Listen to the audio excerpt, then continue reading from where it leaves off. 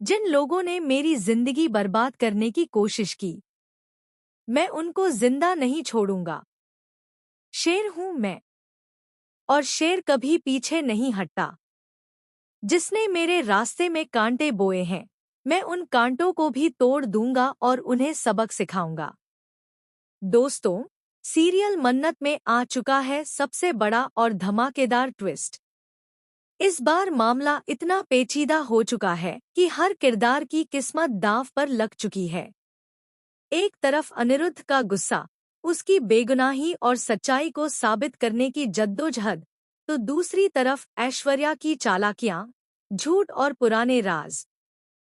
आने वाले एपिसोड में आप देखेंगे कि अनिरुद्ध, मन्नत और गगन को ऐश्वर्या का असली चेहरा दिखाने के लिए तैयार है।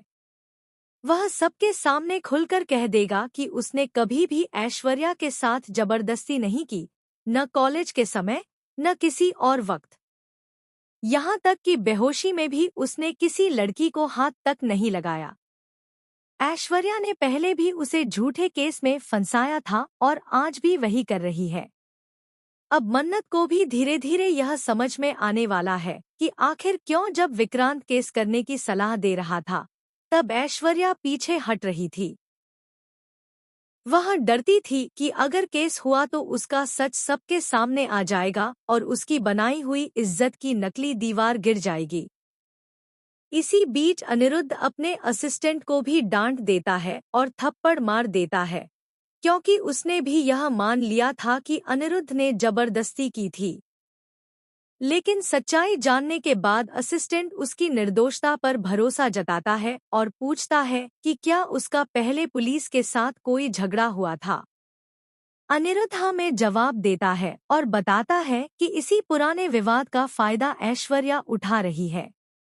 दोस्तों, यहाँ कहानी और भी इमोशनल मोड़ लेती है जब विक्रांत की मां को मलिका भड़काती है और कहती है कि विक्रांत तलाक के बाद मन्नत से शादी कर लेगा। वह मन्नत को गंदा खून कहती है और घर में उसकी जगह बहू के रूप में नहीं चाहती। मां गुस्से में कहती है कि वह ऐसा कभी नहीं होने देगी।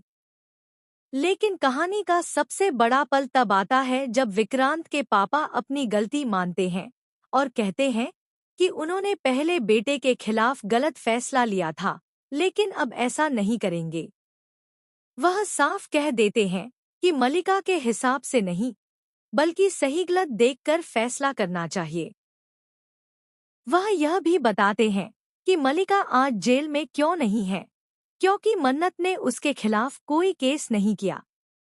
मन्नत अपने पापा के अतीत का सच सुनकर अंदर से टूट जाती है।